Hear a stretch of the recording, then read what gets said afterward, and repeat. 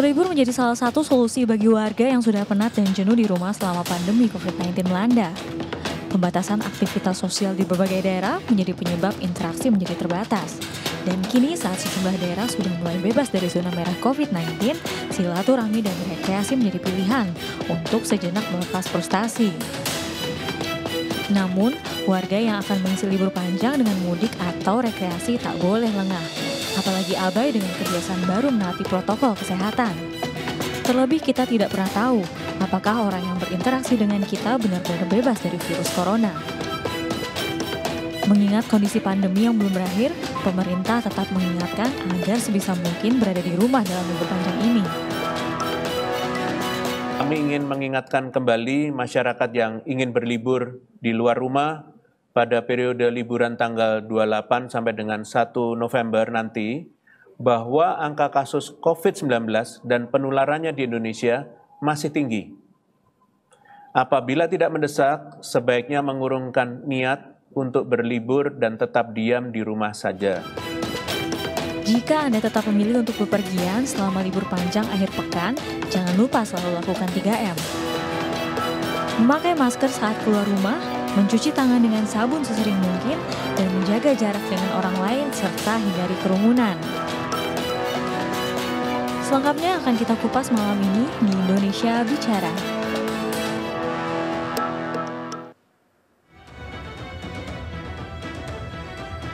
Ya, pemirsa, sesuai dengan tayangan tadi, tema kita pada malam hari ini yaitu libur panjang potensi corona. Dan saat ini sudah terhubung narasumber bersama kami, kita akan perkenalkan terlebih dahulu. Yang pertama ada Ibu Eva Khairunisa, Kahumas PT KAI Daob 1 Jakarta. Selamat malam. Selamat malam. Baik, yang kedua ada Pak Khairul Anwar, PLTSM of Branch Communication and Legal Soekarno-Hatta. Selamat malam Pak Khairul. Selamat malam Mbak April.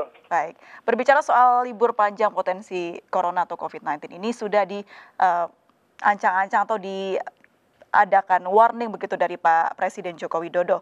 Apa persiapan yang dilakukan dari KAI dan juga Bandara Soekarno-Hatta? Mungkin Bu Eva terlebih dahulu. Ya, baik, terima kasih.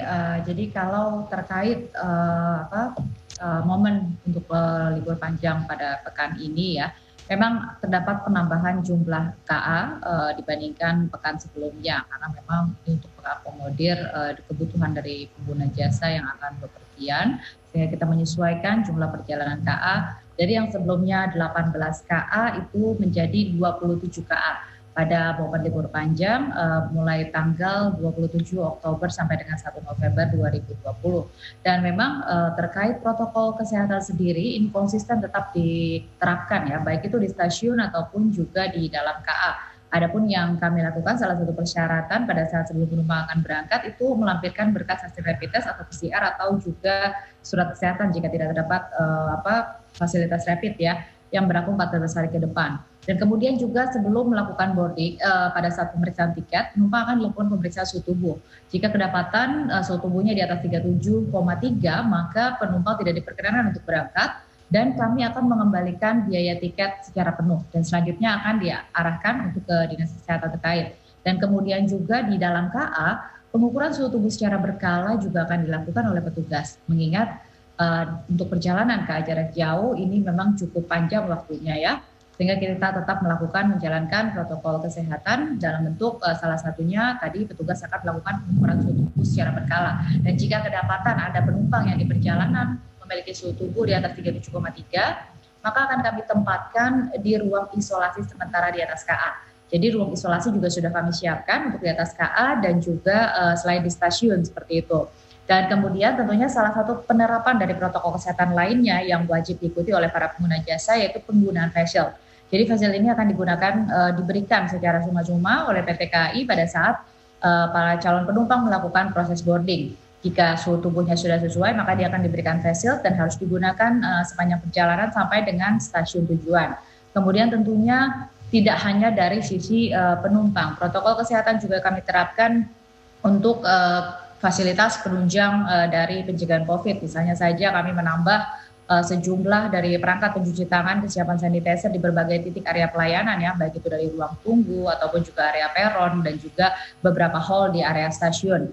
Dan kemudian juga kami sudah memasang sejumlah tanda batas untuk pembatasan fisik antar penumpang ya, baik itu di stasiun ataupun di kereta. Dan mungkin yang perlu diketahui, untuk kereta pun masih tetap ada pembatasan okupansi maksimum ya. Jadi pada satu rangkaian yang berangkat ini tidak akan terisi 100%, tapi tetap menggunakan ketentuan pembatasan maksimum okupansi 70% seperti itu. Baik, Bu Eva, apakah sudah terdata adanya pelonjakan penumpang begitu yang akan berlibur dalam akhir pekan panjang ini? Ya, kalau kita melihat dari data reservasi pengguna jasa sampai dengan pukul 6 pagi tadi ya, memang pada tanggal 27 Oktober sampai dengan 28 Oktober nanti ini terlihat peningkatan jumlah pengguna jasa yang cukup tinggi jika dibandingkan libur akhir pekan minggu lalu seperti itu. Jadi kalau kita lihat data minggu lalu itu pengguna jasa pada libur akhir pekan biasa itu berkisar di antara sekitar 2.600 sampai dengan 2.800 ya.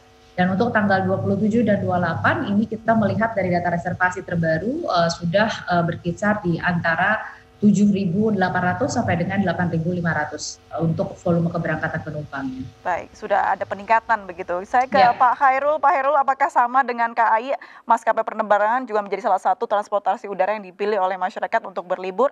Apakah sudah ada datanya, Pak Khairul? Sudah, Mbak April. Jadi memang berdasarkan data yang kami terima di lapangan sampai dengan tanggal 25 Oktober kemarin, ya itu mencapai hampir 1 juta penumpang. Nah, kita mentargetkan sampai dengan akhir Oktober 2000 ini, itu mencapai 1.150.000 orang. Nah, di bulan November, kita juga memprediksi akan terjadinya peningkatan, yaitu sebesar 1.350.000 orang. Jadi peningkatan artinya, tersebut naik berapa persen dari hari biasa, Pak? Ya, kalau itu kita bandingkan secara per bulan ya. Kalau kita melihat data per hari itu, kita bandingkan hari kemarin itu sekitar 4% kenaikan, Mbak. Baik, ada kenaikan di situ, namun tidak cukup signifikan ya, Pak ya? Kalau kita hitung per hari ya. Kenaikan per hari. Kalau protokol kesehatan yang disiapkan oleh Bandara Soekarno-Hatta seperti apa, Pak? Ya, mengingat masih tingginya kasus sebaran COVID sampai dengan saat ini, seluruh pelayanan, fasilitas, dan operasional di bandara ya kita sesuaikan dengan protokol COVID-19 ya, Mbak. Nah, protokol kesehatan yang diterapkan secara ketat juga bersama-sama dengan stakeholder yang lain di bandara. Kita fokus terhadap lima kegiatan ya, Mbak. Pertama, kita juga meminta kepada penumpang untuk selalu menjaga jarak di terminal. Yang kedua adalah adanya pemeriksaan terkait dengan kesehatan, ya ini di titik kedatangan maupun di keberangkatan. Selanjutnya ada pelayanan dan fasilitas tanpa sentuh, seperti misalkan penggunaan lift, gitu, terus parkir di terminal. Ya. Juga ada kebersihan fasilitas bandara. Nah ini semua kita clean, kita bersihkan rutin di terminal. Baik, dengan arahan Presiden Jokowi untuk menambah cara agar mengantisipasi penyebaran COVID-19, apa perbedaan protokol kesehatan sebelumnya dan nanti ini yang untuk menyambut akhir pekan panjang, Pak? Ya, kita akan melakukan pengetatan pemantauan di lapangan ya, Mbak, terkait dengan COVID-19 ini, terutama untuk para penumpang. Kita juga meminta mereka tetap menggunakan masker di terminal, di setiap kondisi di terminal. Selain itu kita juga meminta kepada mereka untuk menjaga jarak antara penumpang, terutama di area check-in area. Selain itu, di beberapa titik juga disediakan hand sanitizer, ini bisa digunakan untuk sebagai sterilisasi, dan mencuci tangan juga disediakan di beberapa tempat di bandara. Baik, tadi kalau Bu Eva menceritakan ada tindakan khusus untuk calon penumpang yang diketahui memiliki suhu tubuh tinggi dan akan dikembalikan secara full biaya tiketnya. Kalau dari maskapai penerbangan sendiri seperti apa? Ya, terkait dengan adanya misalkan penumpang yang memiliki suhu tubuh tinggi ya, ini kita akan serahkan ke instansi terkait, dalam hal ini KKP, Kantor Kesehatan Pelabuhan. Nah, penumpang bisa melakukan reschedule tiket ya, ini dengan pihak maskapai nantinya ya, Mbak, untuk menentukan jadwal penerbangan kembali. Baik, saya kembali ke Bu Eva. Bu Eva, selain harus menerapkan protokol kesehatan dan juga ada surat kesehatan yang harus dilampirkan ketika ingin bepergian begitu. Apalagi Ya. syarat-syarat untuk bisa bepergian menggunakan kereta api, Bu Eva? Ya, jadi syaratnya memang itu syarat utama tadi ya, melampirkan surat rapid test, kemudian memiliki kondisi yang baik, suhu tubuh normal ya, tidak berada di atas 37,3, menggunakan face shield, memakai masker, seperti itulah syarat-syaratnya. Yang paling penting adalah rapid test tadi. Dan mungkin terkait rapid test saya ingin menginformasikan juga karena ada beberapa kasus yang penumpang tidak menyiapkan waktu yang cukup. Jadi memang stasiun Gambir dan juga Pasar Senen ini menyediakan layanan rapid test untuk calon pengguna jasa. Namun memang karena dalam kondisi momen libur panjang ini, antrian dari rapid test tersebut sangat panjang ya. Kalau kita melihat kemarin di akhir pekan kemarin ini pelayanan rapid test di stasiun bahkan mencapai sekitar 1.000 sampai dengan 1.200 nomor calon penumpang yang melakukan rapid test. Nah, sehingga kami menghimbau kepada para pengguna jasa yang akan melakukan rapid test di stasiun, maka untuk tidak melakukan rapid test di hari yang sama dengan jadwal keberangkatan. Jadi harap untuk melakukan rapid test 1 hari sebelum keberangkatan paling lama, seperti itu. Baik, baik. Bu Eva, ini kan tadi juga disebutkan kalau ada social distancing yang diterapkan. Bagaimana format di dalam kereta api?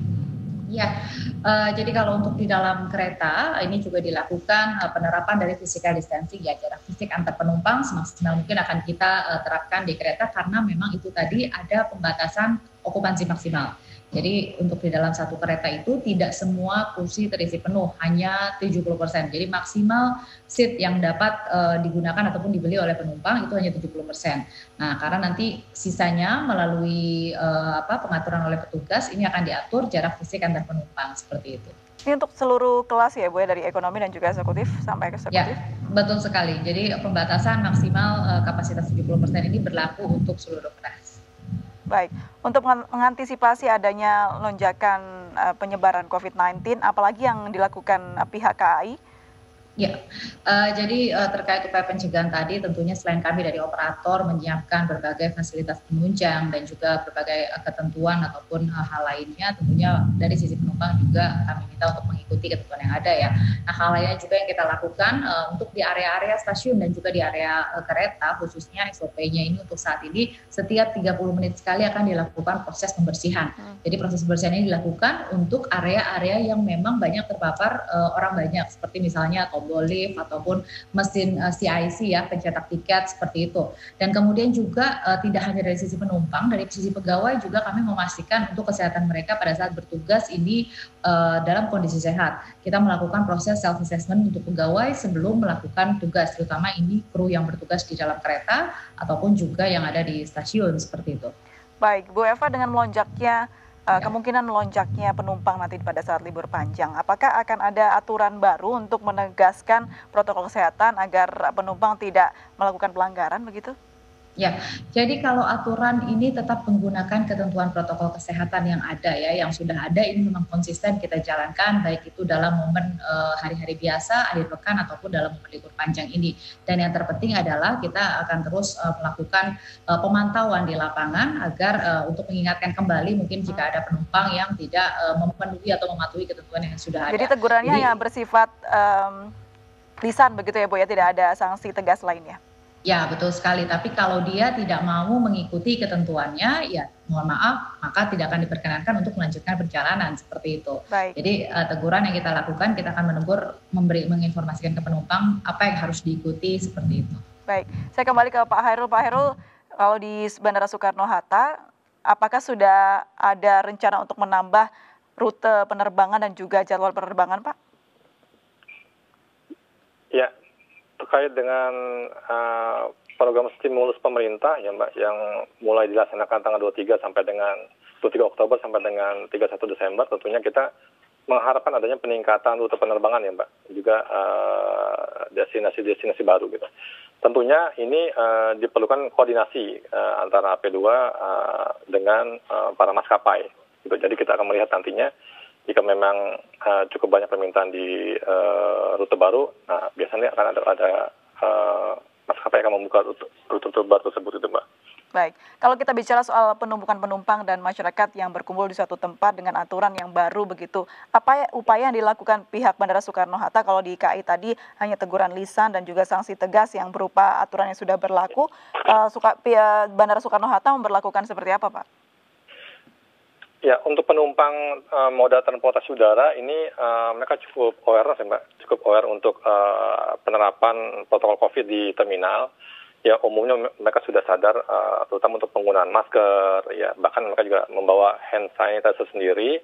Nah, kami juga ada bersama-sama dengan stakeholder, Satgas juga, Satgas COVID-19, juga dengan kepolisian juga melakukan inspeksi rutin di lapangan ya. Jadi kita akan menegur kepada para penumpang yang jika berkumpul di satu tempat agak banyak, kita akan melakukan teguran di sana. Baik, syarat-syarat yang harus disiapkan untuk bepergian menggunakan pesawat seperti apa, Pak, terakhir? Ya, untuk persyaratan kita minta kepada para penumpang untuk menyiapkan dokumen-dokumen yang dibutuhkan untuk perjalanan. Pertama, adanya KTP, ya, kedua terkait dengan tiket pesawat, ya, dan juga hasil rapid non reaktif yang masih berlaku. Ini dokumen yang mesti ada ketika mereka bepergian melalui udara. Jadi untuk rapid 2 minggu kurang lebih ya, Pak ya? 14 hari, betul. Baik, terima kasih Pak Khairul, terima kasih Bu Eva sudah bergabung dan berbincang bersama kami. Sehat selalu Bapak Ibu, Assalamualaikum. Waalaikumsalam warahmatullahi wabarakatuh. Sama-sama, Pak. Baik pemirsa, kita akan kembali sesaat lagi, tetaplah bersama kami di Indonesia Bicara.